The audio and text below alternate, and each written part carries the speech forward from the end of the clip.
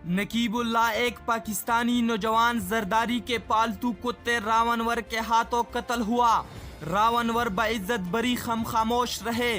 सानेहा Sahiwal police के हाथों पूरी फैमिली बच्चों के सामने कत्ल।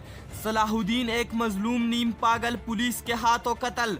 और इसी तरह बेशुमार बेगुनाह लोगों को हमारी पुलिस ने कत्ल किया। हम फिर भी खामोश रहे। हमने कुछ भी नहीं किया। मामूली समझकर नजरअंदाज सिर्फ इसलिए करते हैं कि कौन सा मेरे साथ हुआ है। ये तो दूसरों के साथ हुआ है। अमेरिका में एक सियाफाम के साथ जुल्म हुआ। पुलिस अफीसर ने जानबूझकर नस्ली तासुब की वजह से कत्ल कर दिया।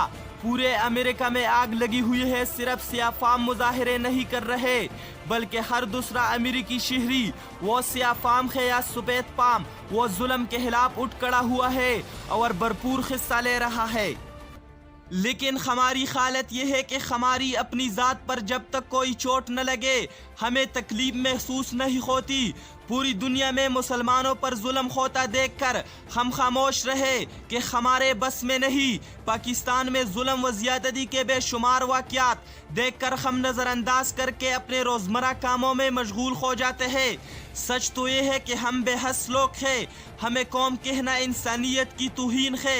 हम कौम नहीं बल्कि हुजूम है, एक बेहस हुजूम। और फिर हम कहते हैं अमेरिका ने काफिर होने के बावजूद इतनी तरक्की कर ली।